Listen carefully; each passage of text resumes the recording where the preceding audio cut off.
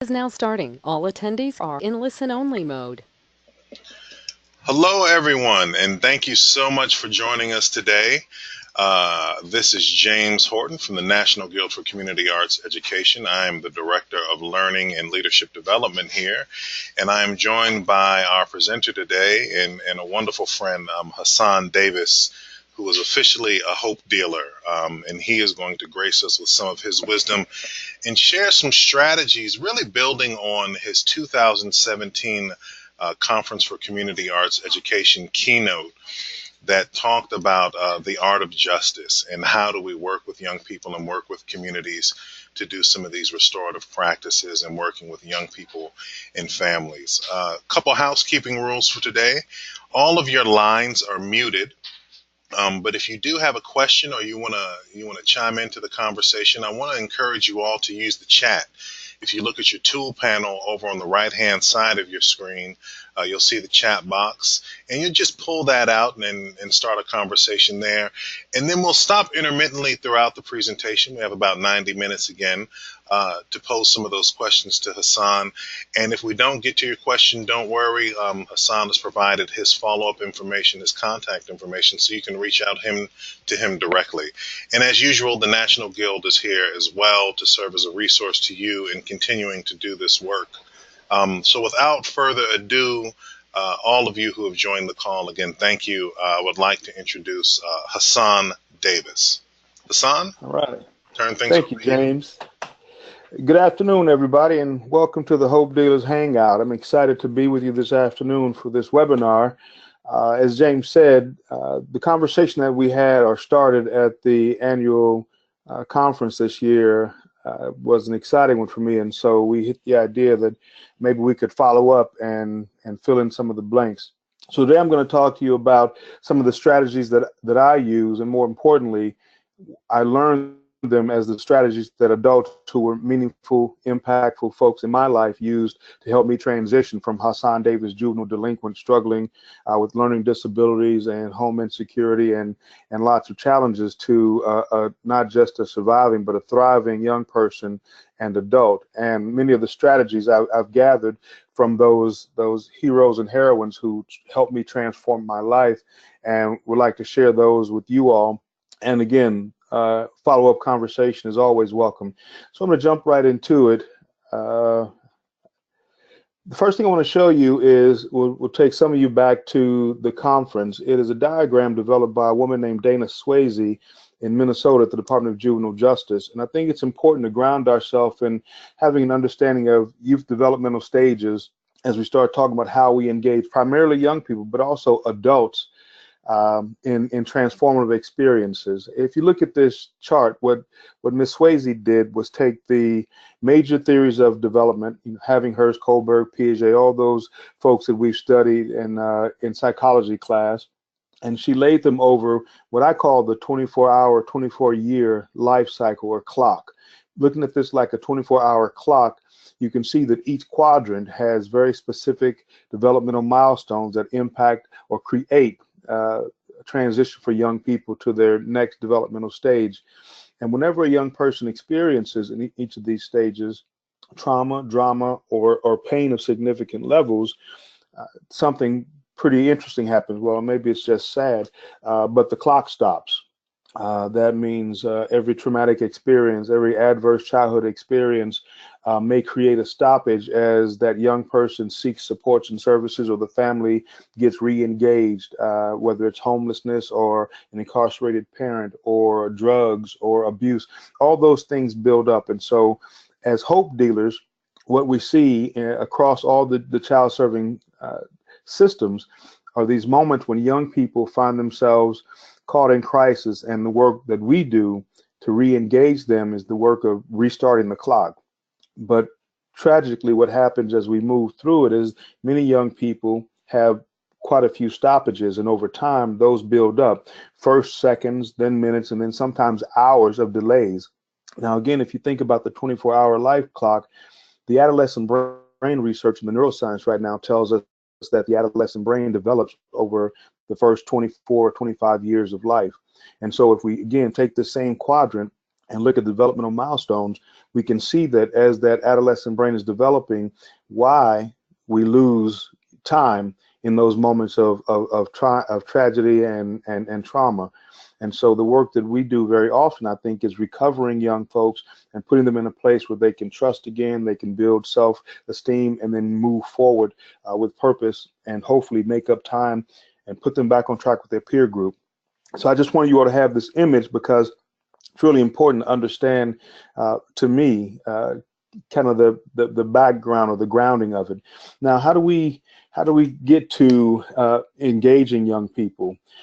The affective domain is one of the three domains that really do incorporate the human experience. There's the cognitive, the affective, and the psychomotor.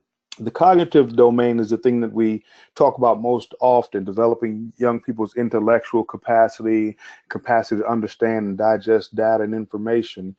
But a lot of science and data has told us that until you really build a foundation of the affective domain, a mentor of mine, Dr. Willie Parker, called it the feeling house. Until we really create that foundation that provides those essential skills and supports the cognitive part of it, then true development is difficult.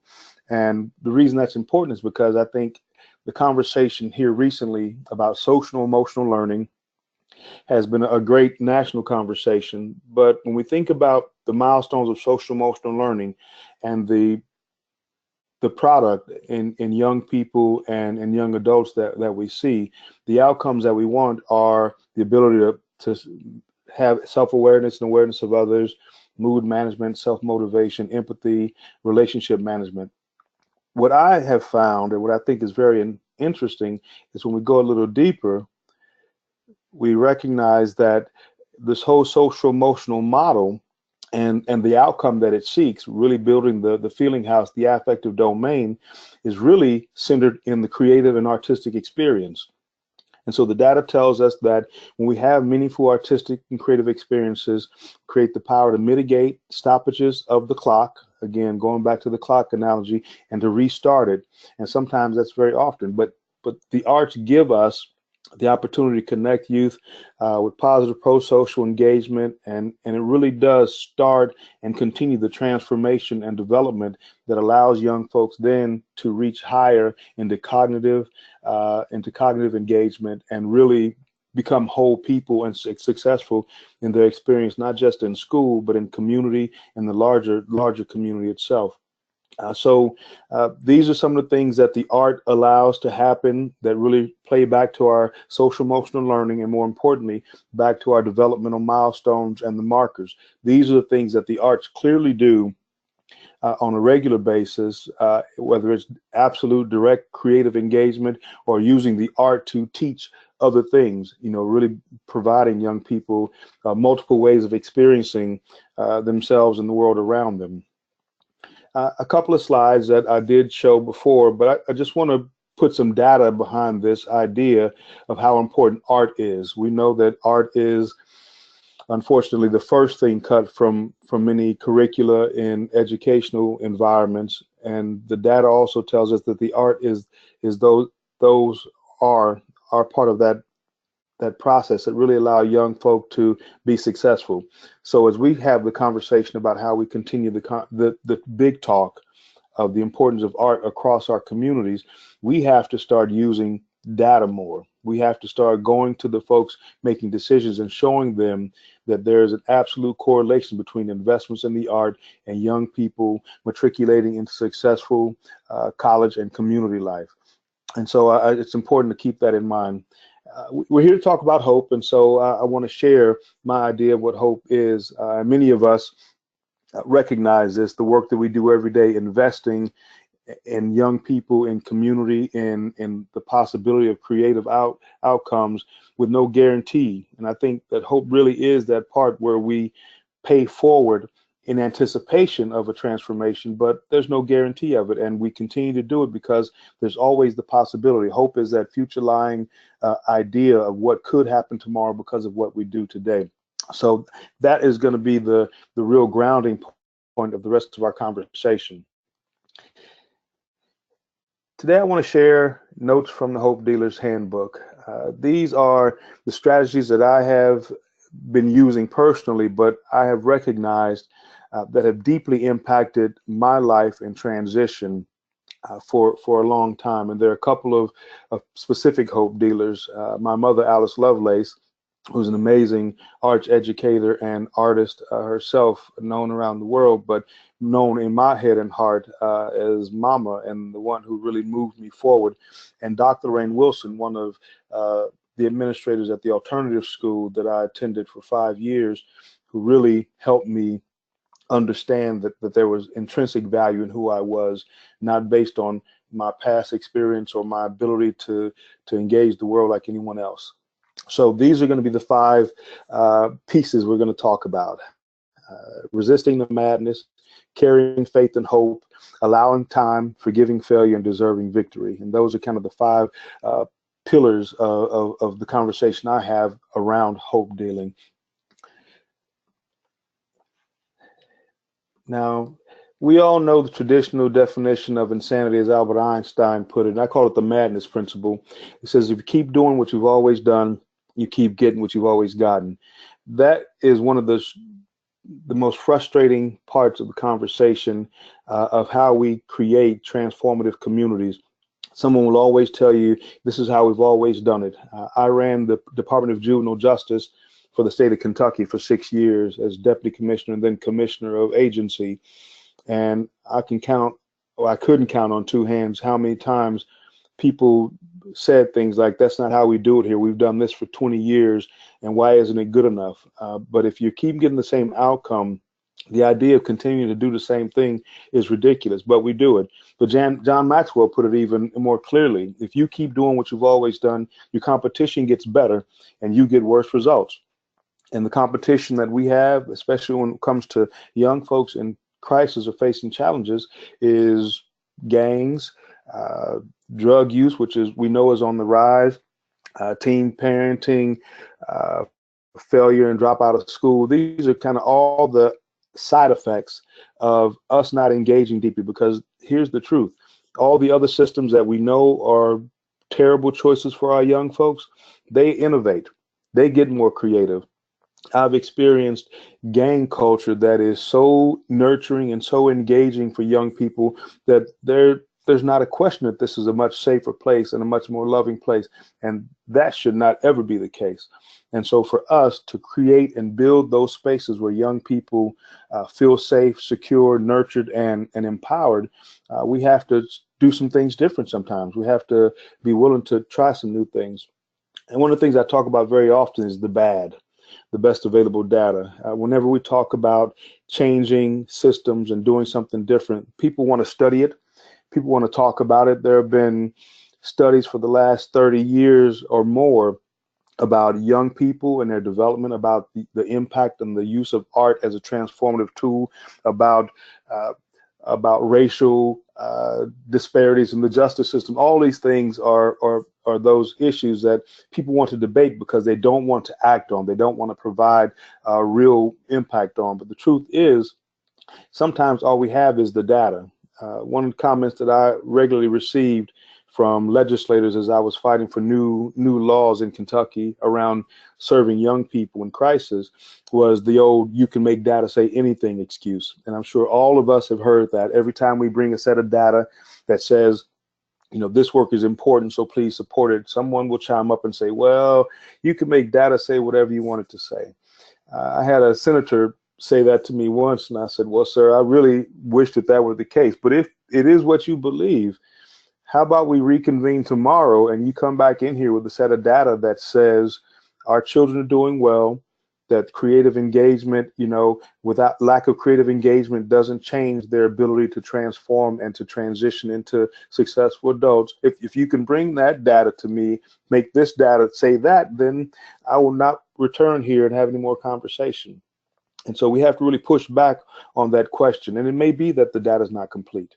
It may be that there are gaps in it, but if it is the best that we have, we act on that data, and then when we get new information, we act on that new information. It's the same we do with the young folks we serve. We engage them where they are with what we know about them. And if new information comes in, we adjust our strategy to compensate. So resisting the madness is also about taking some risk. And I mentioned that, being able to put ourselves in a position to allow for new thinking to happen by creating new opportunity and access. Uh, I used to get very frustrated with the idea that we had to wait for the perfect opportunity to give a young person an experience.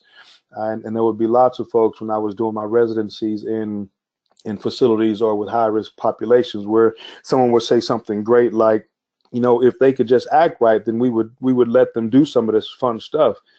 And if they could act right, then they wouldn't need you to let them. They'd already be engaged in it, right? And I always say that the only place you find ability happens before opportunities in the dictionary. Everywhere else, we have to be willing to give real opportunity for young people to practice skills, to engage in creative opportunities so that they develop the ability to do those things, to manage themselves, to all those social emotional learning cues, right? So we have to do it. I always liken it to trying to teach a child how to swim in the parking lot of the pool. Until we put them in the water, they really have no concept of what really has to happen to be successful there. So we have to give more opportunity. We have to raise the bar and continue to push young people, not just where in the places that where they are dealing with their truth and their reality in the moment, but we have to hold them to a standard. Too often in the work we do with children and families in crisis, we rely on sympathy as the mitigator. I don't know how many times I can count over my childhood when I found myself in crisis and somebody felt bad for me instead of, you know, recognizing my difficulty and then pushing me forward in spite of it. Had a teacher who used to regularly tell me that since I couldn't read like other kids, being dyslexic and ADHD, that I could go ahead and lay my head down. She didn't want to bother me. And I thought that was a great gift at the moment. But, you know, at the end of the semester, I still had tests to take. I still had responsibilities for knowledge, and her not raising the bar, her not having an expectation for me as strong as all the other young folks there really did create a bigger chasm, a bigger challenge for me to overcome.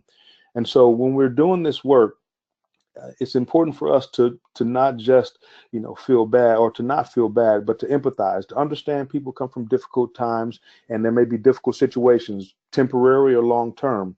And in spite of those things, we are going to provide them exceptional engagement with high expectations, because the truth is, young people rise or fall to the greatest expectation that we set for them. We have to refuse to allow our classrooms to become the place where dreams go to die, where people are allowed to just coast. Hospice is not an acceptable substitute. Too often in the work that I do, and even those of you who don't work in justice systems or education deep in, there's this idea sometimes that you're just trying to make somebody have a good experience right now because they're not going to have a great experience over their lifetime. I actually had a staff member come to me once about young people in one of the detention centers, saying that they tried to do everything they can to make a young person feel good because the likelihood in their mind was that they were going to probably be dead once they left the facility. So they wanted to give them some good experiences. And I was incredulous. I thought it was a ridiculous idea. And so we have to get out of the sense that we're trying to provide an end-of-life experience for individuals who are just starting out. What we have to do is provide them a creative engagement that allows them to see themselves different and the world different, and the possibility of their place in that world. Faith and hope is second pillar of in the Hope Dealer's Handbook. And faith and hope for me are valuable and inseparable concepts. Faith, you know, the ability to walk into something not knowing what the outcome is, and hope, the ability to stay in that something until an outcome happens. I always say that they're verbs, they're action words. You don't actually have faith or hope unless you're practicing them. And this goes back to the conversation that I have very often where people talk about, they talk about the idea of loving children. And this will take us back to the last part of our conversation about empathy versus sympathy and how every child needs to be loved. And that's a very important piece of it. But to love and believe in a young person has no value unless we are actually putting together the pieces to prove what our faith and hope carries. To tell someone that they can be great and then sit back and watch them, hoping they become great is not the way we move forward in the work that we have to do. I think the Pope actually said it recently.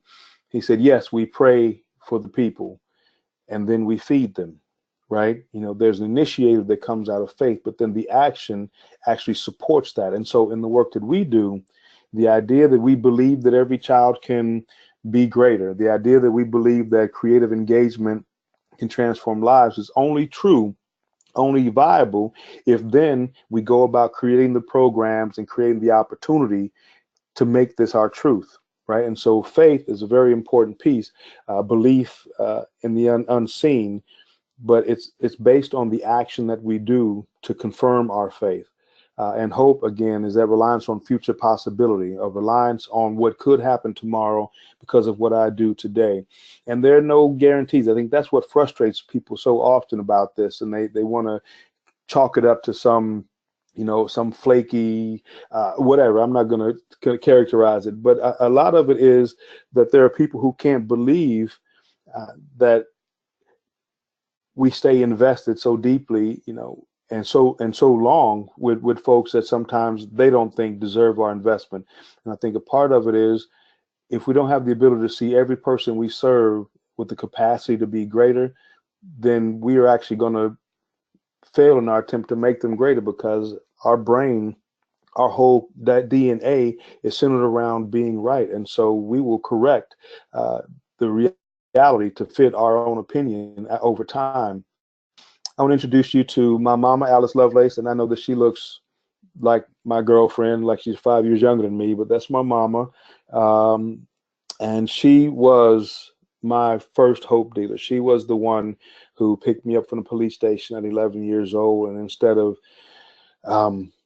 all the other drama that my peers, my clique received with the angst and fear-driven parent, she looked at me on that long ride home with tears in her eyes, and she said, "Baby, if you could see what I see every time I look at you, then you would know how great you already were." And as a gift to a young person in crisis, facing multiple disabilities and education challenges and the whole environment of the world closing in, that was a lifeline. And then she introduced me to the art. She got me to write. She started this process where I would have to sit down and write, brainstorm, freestyle for 5 or 10 minutes before I could go outside, just to kind of unload the psychological gun that was always cocked, and let me get some of that pain and that angst out in a place where I could actually see it and process it. And so being able to really hold with the folks you're trying to serve and give them tools and opportunities, even through their difficult times, to be reminded that they do have value and they have potential. The possibility is always great.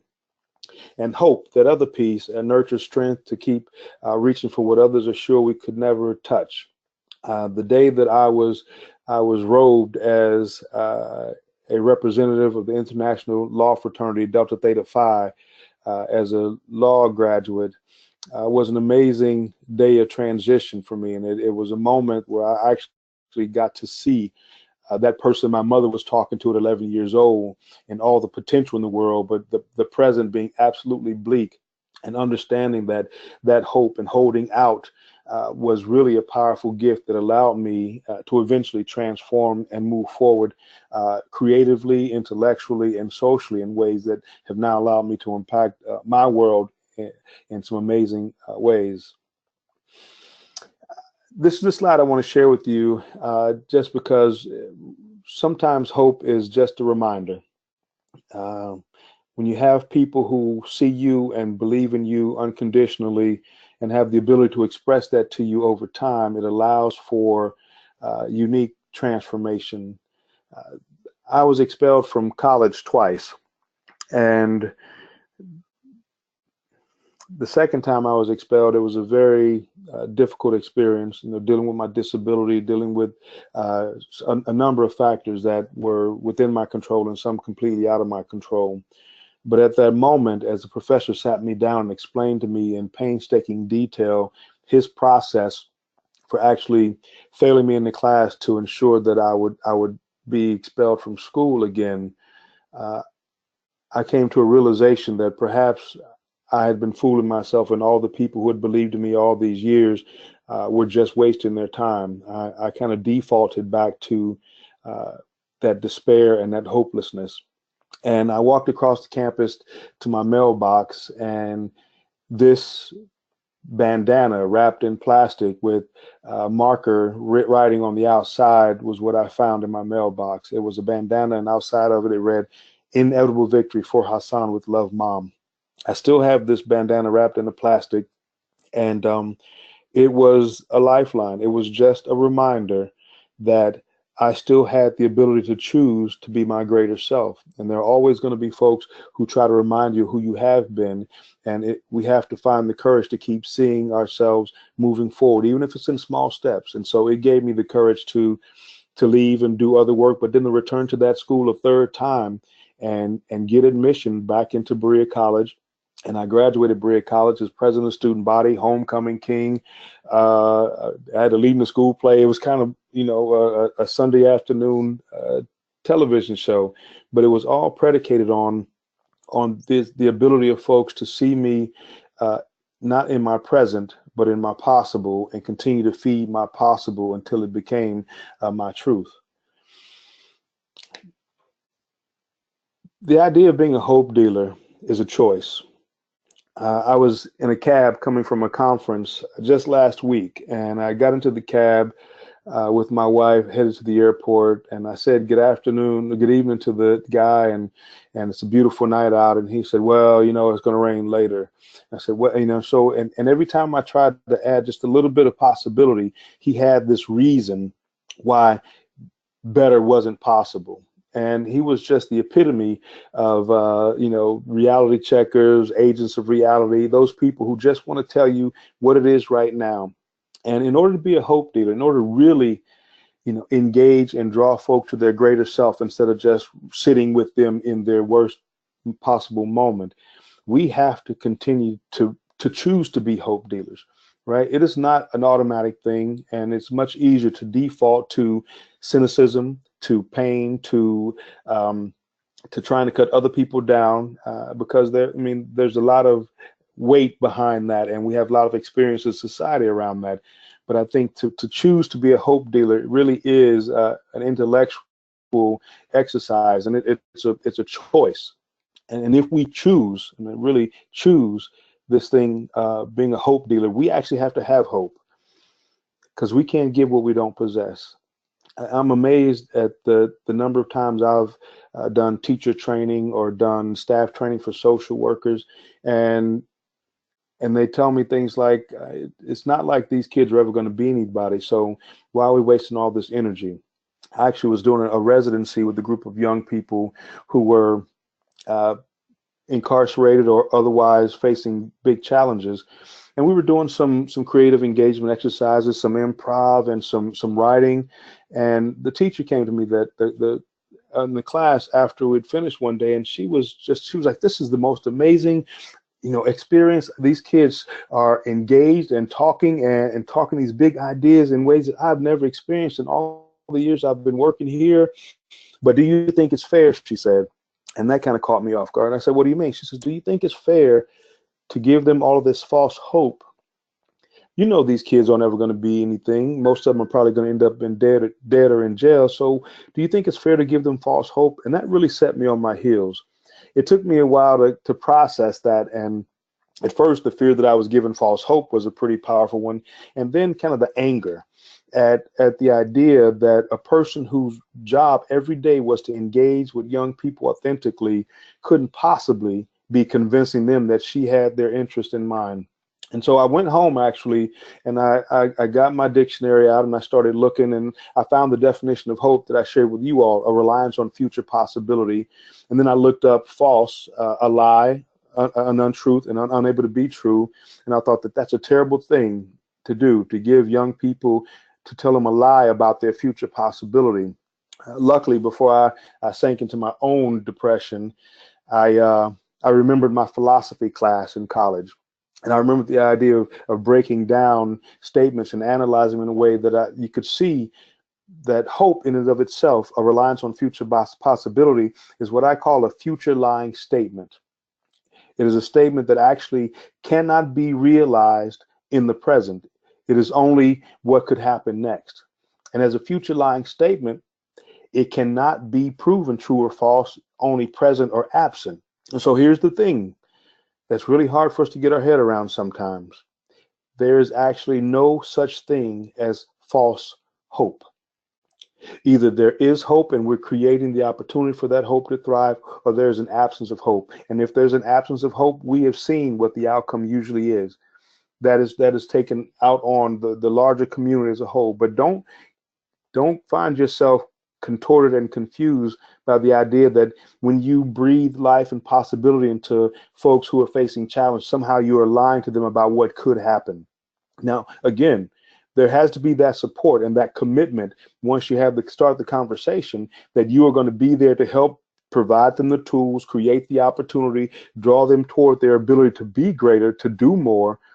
But it all starts with a belief that it actually is possible. And that's the piece that we hold deeply and dearly as hope dealers, the possibility of what could happen tomorrow, not the guarantee. We can't guarantee anything, but we can create possibility. And tomorrow, if it doesn't manifest, we could do it again. That's the great thing about it. Father James Keller once said that a candle loses nothing by lighting another candle. And I think that's an amazing statement. We don't actually lose when we tell people they can be greater. And I know so many people in professional roles who are afraid to give exciting, advice or invigorating suggestions because they don't want to be beholden to the idea of somebody's failure. And in law school, I had to go to vocational rehab to receive assistance getting through. And when I got to my voc rehab counselor, who I thought must have been the most amazing counselor in the history of vocational rehabilitation, she had one wall that was filled with nothing but certificates, plaques, and awards. And I sat there with this 40-year veteran as she went through my half a foot or taller stack of paper, the data on who I was. And she took a deep breath and she sat back and she considered me for a moment, and she looked me right in the face with tear-filled eyes, and she said, "Hasan, this tells me that you have failed your whole life, and now you're going to try to be a lawyer, and I'm afraid that's just going to be another failure for you." And then she said, "And I can't have that on my conscience. So I found these programs where you can learn to do something with your hands, something that you can be proud of. And I think this is going to be a better place for you." Now, first, I was just disappointed that she couldn't recognize me walking in with scars over 90% of my body. I have survived amazing things, and that I was ready to survive law school as another amazing challenge. But then I became angry because I realized, looking back at that wall, that over 40 years, I couldn't possibly count the number of young minds that walked into that office with dreams of greatness so big that they could hardly fit in the same room with them. And she managed to convince them of something small enough to fit in their pocket and show off at parties, and to be proud of that. So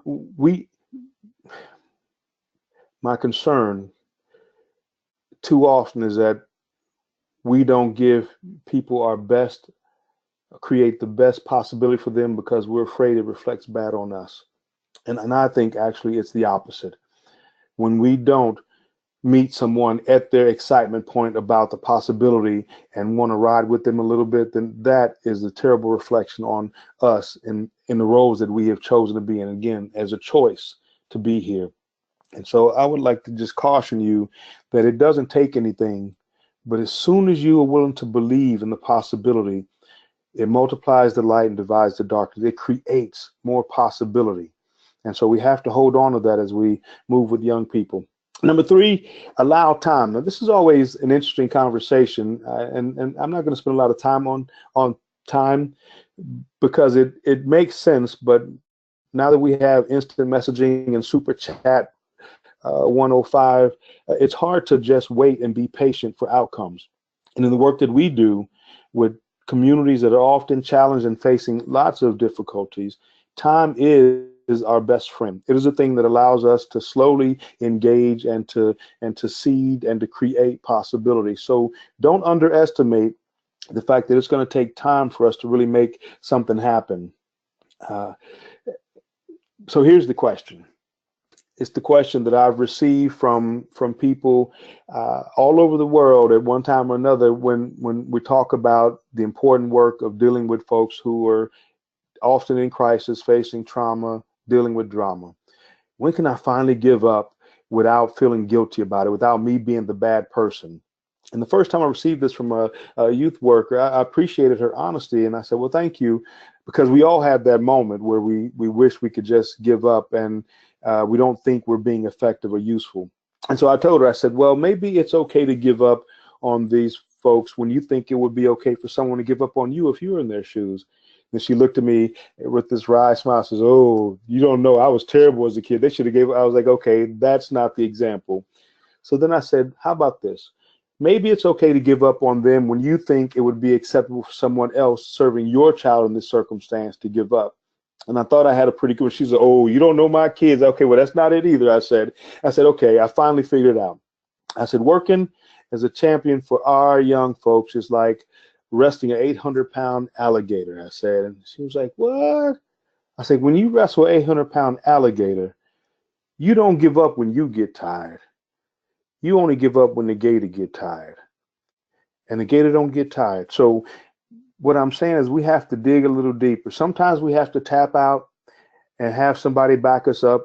Sometimes we have to do amount of self-care, which I'm going to talk about at the end. But there are times when we should step out because our circumstances become harmful to us and we're no good to the folk we want to serve. And in those moments, we have to ask for some help, and we should be willing to do that. And as soon as we're ready, we need to jump back in because the gator ain't tired and the work won't do itself. And so it really is important, again, internally, to have set your mind on the idea that this is the kind of work you want to do and that you're committed to doing it every day, not every other day, not every third Wednesday, but every day. You're willing to step in and hold on to these young people in these communities that are struggling and help them and struggle with them together. Churchill once said that sometimes it's not enough to do our best. Sometimes we have to do what's required. And I think that as a hope dealer, that's one of the things that I saw carried out in my life very often. Dr. Lorraine Wilson was amazing at giving me an opportunity in class, since I couldn't process like other kids, that she would take one day a week in math class and she would do nothing but what we called mental math, where she would run off a litany of numbers and signs, and at the end of it expect an answer. You couldn't use pencil or paper, and I was called an intuitive mathematician, so I always had the answer. So one day a week, I was math god of the universe, and it allowed me to sit there struggling with that class and not knowing what other people were talking about those other 4 days. And so she changed the paradigm. She changed what it looked like to be successful, so that I had an opportunity to experience that and know that I deserved it. And so even in my most difficult times, as I moved on to college and then law school, those became the things that girded me against wanting to wander away because I don't deserve to be there. Forgiveness is an important conversation, and I think that two parts of it. First, we have to look back in our own experience and think about the moments when we may not have been our greatest selves as a provider, as a teacher, as an artist, and we all have those experiences. And sometimes those experiences are so traumatic that they shift our work for the rest of our career. And very often it's in our early career. And if we don't find a way to forgive ourselves for just being human and not having everything we need all the time, then we start to close off very valuable parts of our creative engagement. And so we have to forgive ourselves and allow ourselves to be human beings, willing to go back and have do-overs. And I wish do-overs were a thing like they were when we were kids. And once we can forgive ourselves for our worst moments as a hope dealer, then we can actually go to forgiving other folks. I mean, all the other systems that we have the ability to blame for what has happened. We talk about all the systems that fail young people and families and how they could have done something different so that the young person we're dealing with, the family we're engaged with now, would not be this traumatic. And as a commissioner of juvenile justice, I had every system that worked with a young person or family to blame if a child wound up in my space, right? The courts, social services, child welfare, foster care, education. And so it was very easy for me to look back and talk about who should have done something instead of thinking about what I could do now to ensure that the next person looking at this young person isn't looking at me and talking about what I could have done. And this proverb is great. The best time to plant a tree is 20 years ago. It speaks to the fact that if we'd been thoughtful and mindful earlier, we would already have the fruit, already have the shade, already have the oxygen. But there's always a second best time to plant, and that's right now. And right now reoccurs right now and right now. And so we have to continue to remind ourselves that we can start now and get to our best result. If we go back to thinking about that chart, thinking about the 24-hour life cycle, the developmental cycle, there are all those moments on that chart that we talk about what failed earlier. This is our chance to make up time, to maybe even put them back on track by doing what we can right now. Deserved victory is the last and probably the most necessary part of this foundation of a hope dealer. And I found this poster of Winston Churchill, which is a poster similar to the poster we used during World War II in America, Uncle Sam, I want you. But Great Britain's Winston Churchill's poster said, deserve victory. The first time I saw that, I thought it was an amazing statement. If you think about Great Britain during World War II, the Nazi war machine had basically claimed all of Europe, every small town, every small country. They said that, we're going to take over this whole thing, white superiority. This is the idea. And if you aren't with us, we're going to destroy your buildings. We're going to destroy your art. We're going to destroy your language, destroy everything about you. And when we're done, there will be no evidence of your existence. So all you have to do is join the team, throw up the gang sign, say a Heil Hitler every once in a while, and everything will be cool. And so country after country began to roll over and show their belly. When they got to Great Britain, this little island, Churchill said no. He said, every man, every woman, every child will stand. And when we stand, we will fight. And when we fight, we will most likely lose. But everyone watching will know we deserved victory. Pound for pound, swing for swing, heart for heart. There's no question that we should have won. And I think that's the attitude that we carry into this work every day. That no matter what the obstacle is, because of our commitment, because of our preparation, because of the outcome we seek, we believe we ought to win. And what happens when we deserve victory? Now, it didn't say be victorious. It didn't say win every time, because those are absolutely impossible odds. And sometimes we handicap ourselves. We get caught up in that idea that we have to win every time. And that's what paralyzes us and prevents our movement. But the idea of deserving victory is very different. It's like when you cut grass or did odd chores as a young person to get that $1, and it was the most important dollar you ever got, and so you spent a quarter today, a quarter tomorrow. But when you got that birthday card from grandma with a $5 bill in it, the first thing you ask is, can I go to the candy store? Because that's free money. And so when we know we deserved it, when we know that we've invested in it, there's a different sense of it about us. And so as a hope dealer, we have to go into the situations and engage with the communities we engage in, believing that we deserve the outcome we came to get. And but for some outside force beyond our control, we didn't get it now. But because we know we were in it for the right reason, it gives us the courage to get up the next morning, to strap on the armor, to put the sword back on our back and to wade into the field. Because very often we will be holding the line between harm and hope. And it's important that we know we're in the right place and that we are there for the right reason. So that's in a nutshell. It's a lot of data, and I hope I wasn't talking too fast. Sometimes my brain gets me racing. Kettering once said, believe in acts if it were impossible to fail. I think that really is about deserving victory, and we carry ourselves like the only thing that stops us is some outside force. We couldn't possibly fail without some outside intervention. Johann Wolfgang von Goethe once said that if you treat a man as he is, he will remain as he is. But if you treat a man as he can and should be, he will become as he can and should be. And I always thought when I first read this, how cool it was that my mama read Goethe, but more importantly, that this was a true sentiment of what it is to be a hope dealer. That we look at people and their potential and their possible, and we help them define that and actually move toward it instead of holding them in the moment right now where trauma, drama, and pain might be the most visible signs of who they are. Because if we hold them there and only analyze that piece of it, it's almost impossible to move them to their greater self. And so I think it's important for us to remember that. Final thoughts. I want to be sure that we go back to this idea of self-care. I think that the most challenging part of the work we do is to not allow ourselves to become traumatized by the work that we're engaged in and the communities that we serve. It's very easy as a compassionate person, as a hope dealer, someone who really wants a transformed community, to take on so much of the pain that we're trying to disperse that it becomes detrimental to us. And so the impact of secondary trauma, of what I call trauma echoes, is real. And it's something that we've seen, and the data starts to bear out in every environment where individuals are dealing with folks who are experiencing crisis of some sort or another and trying to help them move to transition or transformation.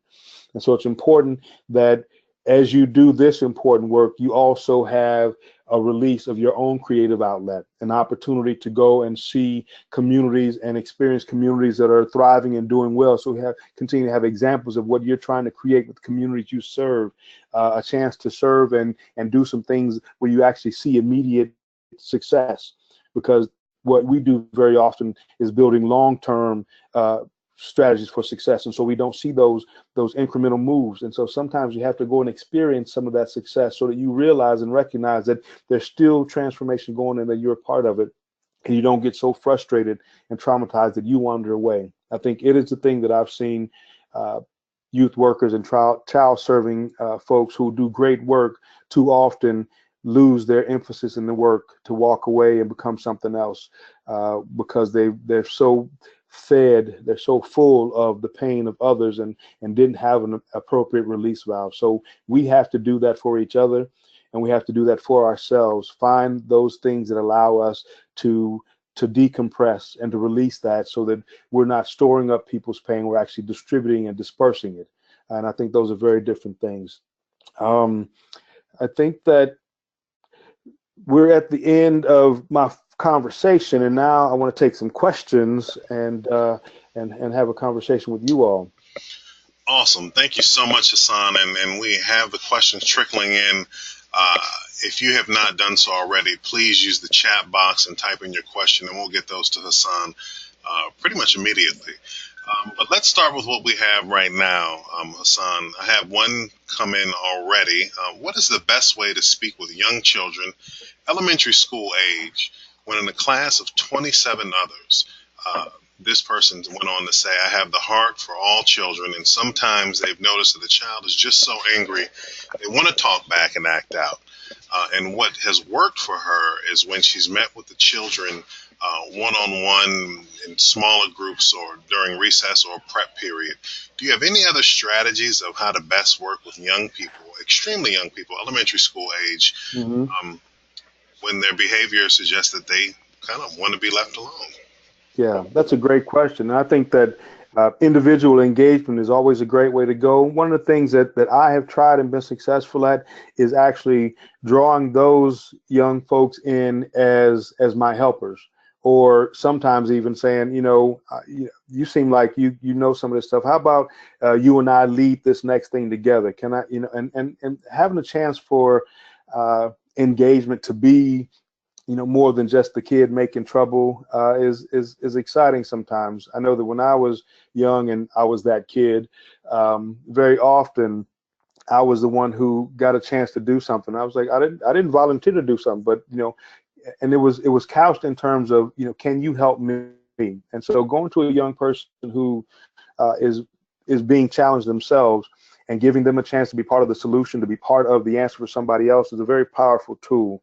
I think that has worked very well for me in the past, and really engaging them, and also the opportunity maybe even to talk with family, or to talk with some of the staff who deal with them regularly, to understand if there are any specific things that you may need to understand that might actually be triggers, right? There may be trauma triggers. There may be experiences going on in that conversation that you're not aware of. And there may be, you can say, you don't have to give me specifics, but let me know if there are things I should be aware of in this child's life that might create tension or apprehension in our relationship. And we have a right to know that if we're in this work with them. And usually folks can tell us there's a good sense of what's going on in a young person's life that might have them in a position to be set off easily to respond to us because they got nobody else to respond to.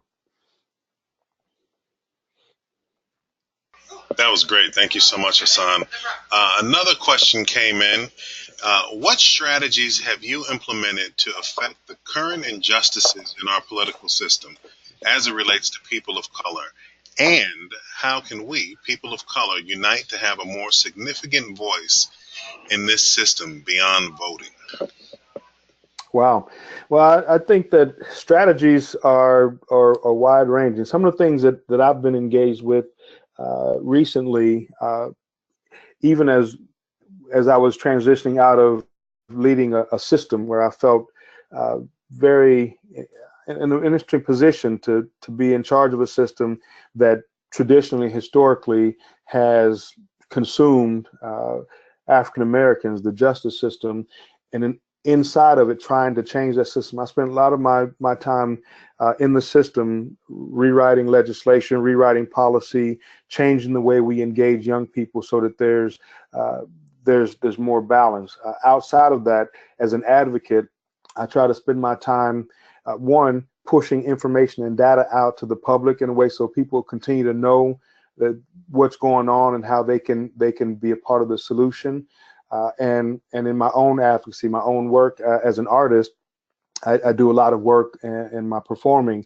I have a couple one-man shows that I share that specifically talk about the history of African Americans in this nation as contributors at all those moments that we don't know about in history. And so I try to make that the stepping off point to powerful conversations about who we have been at our best, very different than the image that folks are trying to paint of what America is and what it's trying to, go back to again, whatever that is. I think as a group, there needs to be more advocacy, more voting for sure. But I think there also needs to be this recommitment to telling our stories and also engaging with the larger community. It's, being the son of a Black Panther and a radical activist artist mom, one of the things that they taught me early on is that, movements don't happen in isolation, right? They had these powerful, wonderful Black minds, but there were Jewish folks at the house. There were, Asian folks at the house. There were, all these different people. And I think the lesson for me over time was, in order for there to be a movement, for one, there has to be a movement committed to by all. And so we do need to be creating allies and building those resources, but we need to be showing them and telling them who we are in our own minds so that they understand what they're representing. Because, by default, there are a lot of other images of who we are and why things ought to be different, why there ought to be equity and parity and shifts in some of the systems. So I think it's very important for us to be vocal about what that expectation is, not just waiting for it to happen, but creating those opportunities. Thank you, Hassan. Another question came in around this idea of using data to really create an alternative look at this narrative of hope dealing. And when doing that, you said something earlier that I thought was really interesting. You can make the data say whatever you want to say. Mm-hmm. How do we fight against that? How do we present the data, but then present it in such a compelling way and in such an interesting way that folks have no choice but to take action. It sounds like that Yeah. you had some success in doing that in your previous appointment, Hmm. working in a juvenile correctional facility. So how did you do it? Well, and I think that being creative about it is absolutely right, because the conversation is not a conversation people want to have. Whether the conversation is disproportionate minority confinement, right? Where I say, that black people make up 14% of the state population, but they make up 43% of the prison population. And well, data is anything. So what I did is I actually monetized the data. Hmm. And I think that that's one of the things that we need to do more of. We need to actually create um, a way to show. And so what I did is I took my system, Department of Juvenile Justice in Kentucky, and it cost about $100,000 a year per child that we incarcerate. And looking at some of the larger systems like California or New York, it's upwards of $300,000 a year to incarcerate one child. And so, as we were having this debate on the in the Senate chambers, and everybody was talking about, some kids just need to be locked up, I actually put up that data, $100,000 a year per child with no return on investment. And I used the language that my conservative leadership uses about, being a conservative Republican, right? That they're fiscal conservatives. And that's always the money was the conversation. So I made it a money conversation. And some people told me, well, we shouldn't have to make it about money because it's about justice. And I totally agree with that. But until, right, everybody's looking in the same direction, we get nothing. So if money is the conversation that gets some people's attention, and compassion and morality gets other people's, then we need to put them both together. So what I did was I put up my $100,000 a year. I talked about all the things that covered, and the fact that the recidivism rate was still ridiculously high. And then I put up the slide for the top 5 Ivy League institutions in the nation. And I said, so according to this, we could take a child, send them to Harvard on a full scholarship with a tutor in a condo and a personal valet. And in the course of a year of their education, we would not have met the same threshold of expenditures that we have in locking them in the box with no support and services for a year. And that's ridiculous. And so it became a very stark image. And once they could see that, then they could understand. But we also have the data about arts and about education and the impact they have. And so I started making it a regular series that I would put up, a 5% increase in just male high school graduation rates annually netted the nation about an $18.5 billion, cost decrease in corrections. And then it breaks it down, and we've got that data. And so what we have to do, which is very often not the thing that we, and I say we with air quotes, artists, teachers, folks who are engaged on the ground level, we don't usually use that kind of data to move things. And so we have to start mining that data because it's all there, and we have to start presenting it in a way that it becomes absolutely ridiculous. When you publish an article or an op-ed, or you have a conversation in the community town hall and you put data out that is ridiculous like that, then even the people who don't think it's their problem recognize there's a problem. And so for us, it really is about being creative, about using data and being willing to use data as a part of our transformation tool.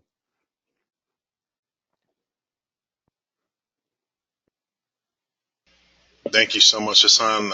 Just want to remind folks, if you do have questions, send them in through the chat. So waiting for some more questions to come in, Hasan, but can you talk a little bit more about sort of the idea of self-healing? And you talked a little bit about self-care. What do you do to stay hopeful?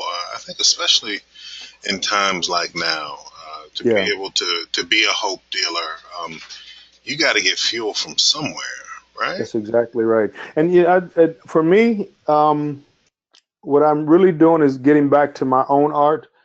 Really interesting. I tell people that since I left running juvenile justice, there was a lot of transition for me, going from, having 1,300 employees and running $100 million system to just managing myself. But what I realized is that in doing that work early on, I was sacrificing a lot of myself, and I was experiencing a lot of that stuff that I talk about. That's why I speak about it now so passionately. And it wasn't until I realized that, I was literally killing myself to do the most important work, and by default, going to eliminate myself from the ability to do the work. And so I began to take more time out for myself and my family. So many vacations, a weekend out, just doing something, massage. I kind of got used to massages, but they were just, that's the personal care piece. But then there's also the ability to actually understand trauma. I would suggest that all of us need to know and understand what trauma is. The trauma-informed care, trauma-informed practices are something that all of us can develop, no matter where we are in the work that we do with communities and families and children. And the more we know about what the indicators of trauma are and the impact of trauma is, one, we can gird ourselves against it, but we can also be supports to others. And once you've experienced that, and once you're in this work, it's important to have somebody you can talk to. My wife and I, began to decompress and to debrief when I have, serious episodes, when something terrible going on in the work, so that I had somebody that I could debrief with, and I could process myself out of the depression and the frustration, and then I could fill myself back up with what I have to do next. But sometimes I had to unload all of that present, so that I can get back to dealing with my possibles. And so it really is important to find, take a walk, exercise. I'm really getting back into that right now as I heal my back and finding myself stronger. And so mentally and physically, reading, learning about some of the challenges, learning new skills in facilitation and engagement, so that you have more tools in your toolbox when you deal with the folks you want to serve. All those are good tools for kind of, building yourself up in the work, so that you don't get torn down and put yourself out of the game. That was great. Thank you so much, Hasan. Another one just came in. How do you balance the need for young people to stay rooted in their own culture and all that is familiar to them, with the need for exposure to difference, that which is unfamiliar? That's a great question. My personal sense of it is that there has to be a balance. One, I mean, we need to know, it's like the Sankofa bird, the mythical South African bird that is always pictured looking back. And the idea is that you must look back to move forward. You must be able to look back and not just remove the debris that will slow your flight, but also see where you've been, so that when you can move forward with more purpose. And so knowing who we are, understanding a story based on my experience, my family, is very important. But I think the idea that we're trying to get to, the idea that every child deserves to own the world, is really important for us to start to emphasize. And the idea of giving young people experiences that allow them to see themselves as world citizens. Working here, my base is here in Kentucky, in rural Kentucky. And for years, I have worked and continue to work with very, very rural communities that, honestly, the population of color increases by a significant percentage when I show up to do my work. And it's interesting there, just like it is when I go into large communities in the cities and large Black communities to do my work, the isolation that often happens to folks that are dealing with multiple challenges, whether it's economic, social, or racial.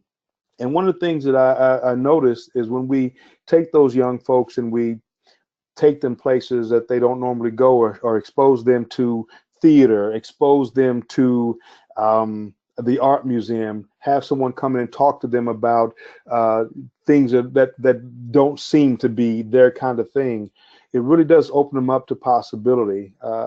This last year, I was amazed that a couple of young folks from these rural communities that we serve received full ride scholarships to Harvard.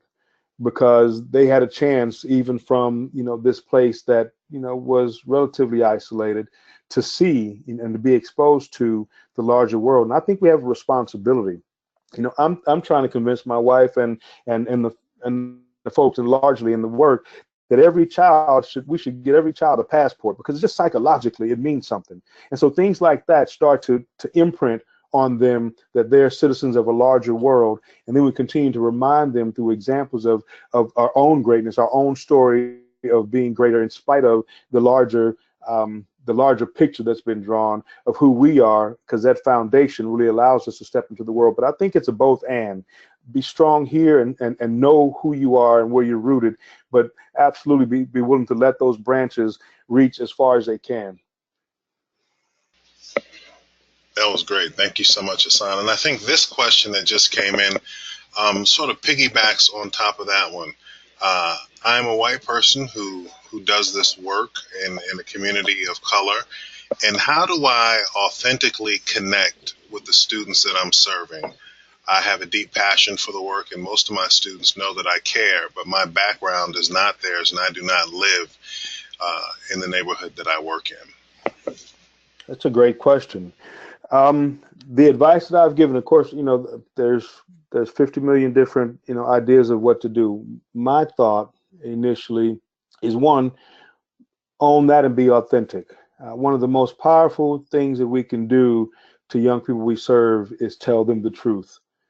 To come in as you have and say, I don't know your experience. I hear about it, read about it, but I haven't had those experiences.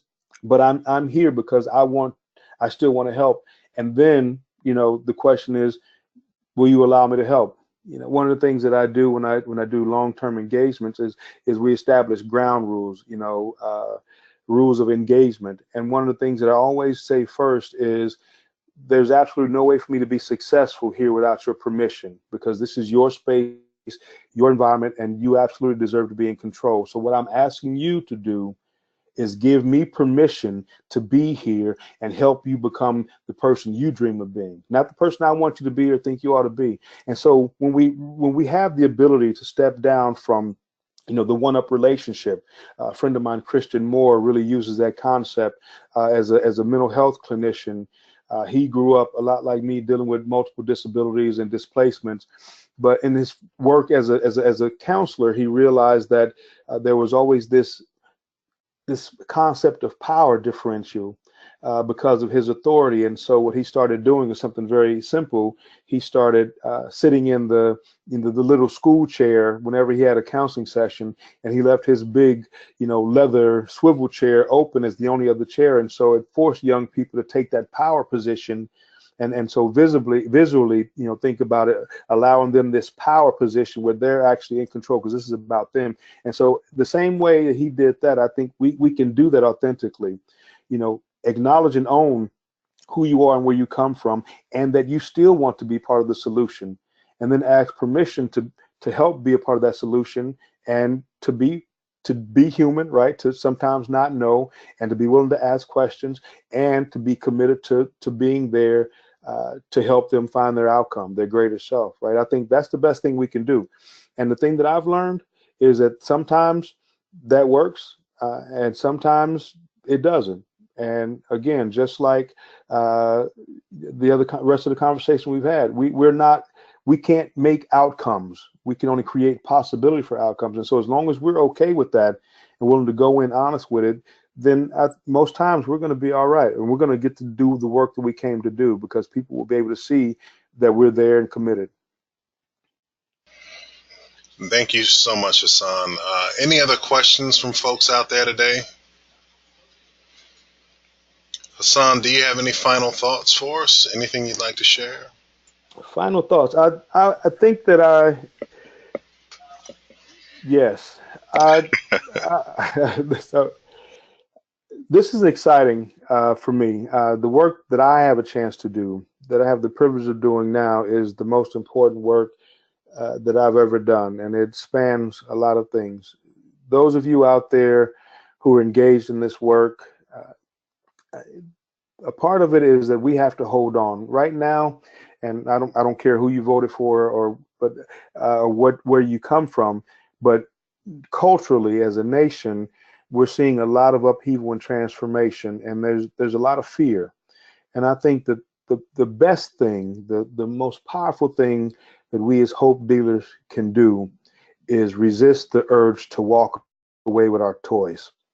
I've encountered so many people who have given me this: if it's not my way, then I'm on the highway. And that's not how we build movements. That's not how we transform communities. To go home when it gets tough, uh, my opinion alone, is a cowardly act of someone who was never committed to change. And they were waiting for the perfect excuse to go back to whatever they were okay with.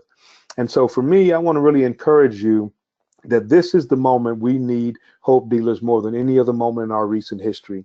We need people who are willing to hold the line, to believe without evidence, and then to create through that belief and action those things that we want to see in our communities. The song says, we are the ones we've been waiting for. And I absolutely believe in this moment, creative engagement, the ability to hold out hope and possibility against the stark background of despair and fear is a powerful gift to our communities. And so please hold on to that. Please believe that every day you step into the arena with those as your shield and sword, we have the possibility of really beating back this darkness in ways that other folk can't imagine.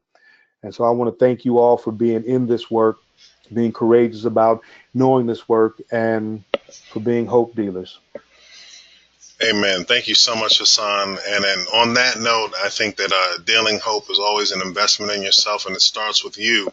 So I would like to invite you all to join us tomorrow for our Kaylee Applicant Orientation webinar that talks a little bit about the Guild's Leadership Institute. Again, an introspective look at who you are and how you lead and move through your community, which I think is in perfect alignment with what Hasan just shared with us today. Absolutely. Hasan, thank you so much. Let's keep the conversation going, and I look forward to connecting with you soon, brother. Well, thank you. I look forward to having more conversation. Y'all have a great day. Thank you all so much for coming out. And we'll send around the slides, and there'll be a recording to this posted on the Guild's website as well. Again, thank you all, and continue dealing hope. Peace. That's right. Thank you. Bye-bye.